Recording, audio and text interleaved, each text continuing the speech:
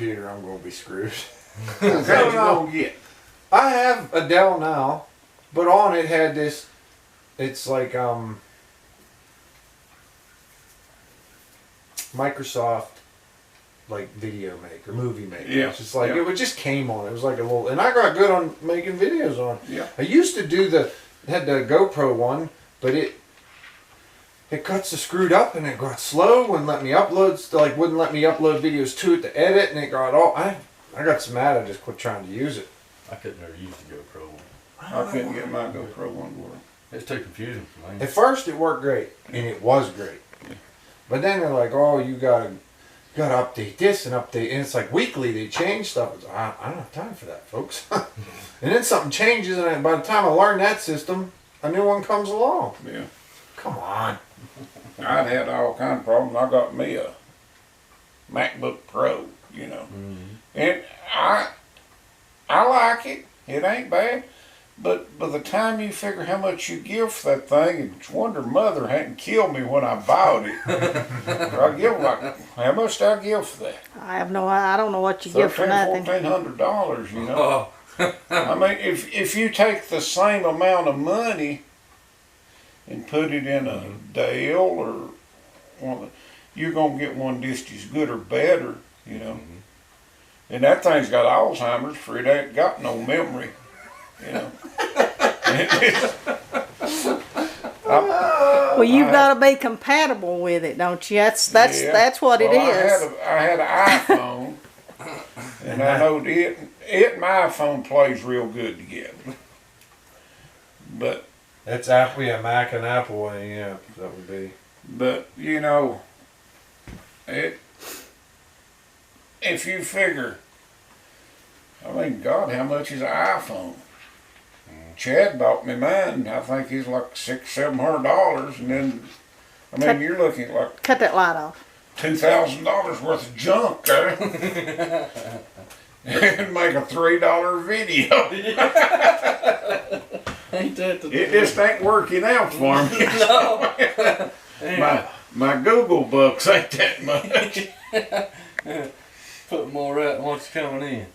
I think I've had one video to do real good. It's like cutting big old pine. Well, And that one video's made me more money than all of them's probably put together. You know. And it ain't been that much. And there was some guy called me from New York. I think he's New York. I can't remember people's names now. Apologize for that. But anyway, he said he'd put out one video, and he runs a farm up there, and he just set up a camera of a cow having a calf, and nobody said a word. Oh, God. And they just pulled that calf, you know.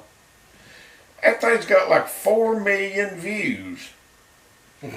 I've got 200 videos and just got 1 million views of it. How do you find out what your total view count is? I can't figure that out. Go to not that new thing that they've come out with, beta or whatever. Go to the old one. The old one, it'll tell you. Okay. There's so much. I went out to see, I went out and saw Wade and Steve and Mikey Dirt Perfect. Yeah. And he had this new app on your phone, YouTube Studio. He's like showing me this and showing me that, and I'm like, man, where are you getting all this stuff? I mean, his channel's doing incredible, and Mikey's about the nicest guy you could ever want to meet. I mean, he's really, really. He seems like he's really nice. He lives just like where Wade's house is, looking out over the mountain. If you look off out into the valley there, if you look off to the corner left, that's his place down there in the corner of the cow pasture. Like, and he's just. I mean, I don't know. When I first met him, we was digging up Wade's power line where the hill slid that one year, and it pulled the line out of the box. And we was down. 1 in the morning, we came back from bowling, and we're down there digging this up. Wade's in his pajamas. I'd like to have seen that. It was fun. There's a video of it, but I don't know how much of it. But we was just, I was down in the hole digging with a shovel, and Mike's like, "Boy, you come to visit and say hi," and he's putting you to work. I'm like, what else am I going to do? You know what I mean? Yeah, I've never met him. Oh, he's so nice. His family. He built that water slide And he's like, I went up there, and I went up for like 2 days, and I forget what they were doing the next day. I went out and hung with Wade and them guys one day, and Steve. Mostly hung around Steve most of the day. And Wade was off in that cutter, and I dare not get near him with that thing. There was stuff flying everywhere. You could just hear him back there. And next day, Mike's like, well, when I was coming out, I called Mike, and I was like, what are you doing? He's like, oh, I'm trying to log, and I suck at it, and he's going on and on and on, and I'm like, what's the matter? He's like, well, I got to clear this land, this like 4-acre pasture. Somebody had a camp, and they wanted to put a food plot in for deer. And I said, well, you want me to come help you? He's like, oh, yeah, that'd be great. He's laughing. I was like, no, really. I said, I just come up over the hill past such and I can't remember what town. I can't remember. It starts with a C. It's not. Steve would remember. I want to say it was like Cornell or something. I can't remember what it was. And he's like, what? I was like, well, yeah, I was coming out to see Wade. As I come over the hill, I got all the stuff in the truck. I'll give you a hand. Get out of here. So I met him in Derby. We drove down. He showed me the job. I said, if you want a hand Saturday, I'll help you. I'm coming home Sunday. He says, what the heck? I'll help you. If you come on down, you're going to work and whatever. And he was trying to pay me. So I said, he ain't going to pay me. We had a blast. We was cutting trees, and he'd set them up with the excavator he had. And I jumped in the skid steer and was stacking logs from this. This is great. Yeah. We had a blast. He seems like an awful good somebody. Yeah. And that David Haley, he seems like a good guy too. I'm trying so hard to get him to come down to for all of us to meet somewhere. I was like, you gotta come to Bunny. You gotta come. We were busting, and he just don't make it like kind of guy can travel. He doesn't want to plane travel or whatever. He said, that's an awful far drive. I was like, we can hop my plane and be here in about an hour and a half, Dave. Yeah. And he's like, yeah, I'm trying so hard. Yeah. Yeah, and they've got so much stuff up there. He works all the time, you know. Yeah. Everything's got to be tip top because when it's go time, it's go time. Yeah. And the first video I ever saw, I've told this story before, but he was working on this old blue Mack truck, and the rust had it eat up. And he was just putting whatever he could find in there to fill it. He was putting diamond plating on the door and everything. And in my mind's eye, I was thinking, now here's this poor old logger just getting by the best way he can, Probably the only truck he's got, and he's just trying to get it patched up to get one more year out of it. And then the camera panned around. Yeah. And, well, I didn't watch it again for, I don't know, maybe 2 or 3 weeks or so. And then one of his videos come up, and he was doing something other than there, a camel ran around. It looked like the cat lot up here or something. Yeah. And Haley Logging has rode on every bit of it. I think I remember that him old calling boy's done all right. We was taught, me and him, I called him. Usually on my way home from camp, I call him. Because we'll get on the phone, we beat each other's ear for a good hour and a half. Yeah. And it's usually I got to get off the phone because I get to a certain gas station I stop to on the way home every time. And he sent me, we was talking, I said, I remember the first time video of yours I ever commented on. I said, I was watching you and you was cutting this spruce tree next to your buddy's cabin or something. You're all, I'm looking at it, I say, it's a little spruce tree. See, that was spam. This little spruce tree, and I say little, it's like this, and he's just like, oh, what am I going to do? What am I going to do? And I can't drop this, and he buzzes through, hacks it off, and drops it. And I said, well, I can't. I commented something like, I can't run. I forget what he sent me the picture, so we're talking about it, and his reply was the best part of this comment. He said something to the effect about the Great Nuts 319 commented on one of my here. I said, he wrote it was a fail. And I said, for a fail, I think it turned out pretty good. And he goes, the famous Nazi watched one of my videos. I'm honored. I agree with you that it turned out much better than it could have. Should have asked you to come cut it for me. And I was like, man, this guy thinks I'm like hot stuff. And yeah. And then all of a sudden, here comes the Haley train and just ran me over. Yeah. All its wheels. His channel just went out of control, and here I am back here in the dust still. What's he got, like 10,000 subs now? I don't know. I know. I think he's 5 or 6 at least. He's up there. Yeah. And it's. And even the guys down here in the swamps come watch him. Watch him. Oh, absolutely. And he puts out good video. Yes, he does. Very good. Hilarious video. But I enjoy watching him. I like somebody ain't saying, "Hey, look at me, what I've got." He's, "Hey, look at me, watch me work on what I." Yeah. Yeah. I could have a lot better video. Like a lot of times, something bad breaks, and it's like, at the moment it breaks, I'm so driven to the point to get it fixed, get it back to work, and get rolling again. I don't ever think to turn the camera Some on. people can do that. You know, if I'm on a breakdown, I never film it. And I've tried to film out here, like running my turning lathe or something, and I just cannot do it. You're so focused on the task at hand that you're not worried about what's. And a camera to me is just in the way. And you know, I can do something like this if I get mothered, but I couldn't film us talking. It just, I just can't do it. You know, my low P brain don't work that good. I usually just go over and press record and let it do whatever. Put it on a time lapse. Yeah, try to edit it out, you know. When this stops, I'll tell you about my latest snafu with the camera, but I don't want to say it on the camera. I've done me a good one. How many minutes we got, Mother? I don't know. I don't know how you tell the minutes on it. How many? It's got 2.0 something other up the top, and it's got 11:41 on the top. I don't know what that That's means. 11:41 minutes. We'll go just a little further. Bring them on up for Yeah. watch time. Gotta have that watch time. Oh, yeah, yeah. The greatest thing I like about the YouTube, I want to say, the first thing is the people you meet. Yes. I come across you at Bunyan that year, and you were sitting at the end of that table, you and Mother, and I don't know, you was talking about sawing, and the white oak came up, and I started talking about the 2 different types of white oak. I said, there's that white oak that's pink inside. And you said, yep, I know exactly what you're talking about. And I said, it's like soft almost. Yeah. And we started talking like we knew each other for years. Barry stirred to death that time well, meeting Wade was kind of on my bucket list.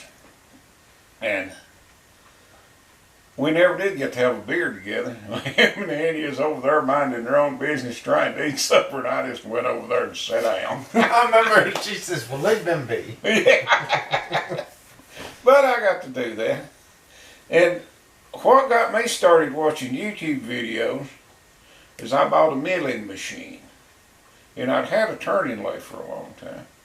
And, you know, I could make a cut, but that was about it. I couldn't make nothing really precise or nothing.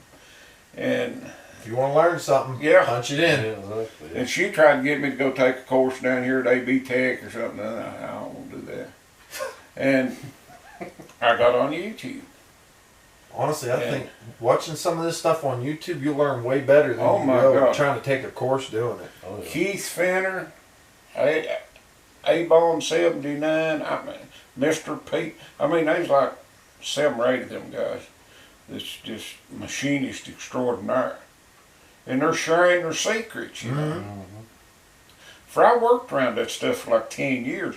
But now them machinists I worked around was really protective. Yeah, they don't dare they're- teach somebody because you might come and try to take Right. their job.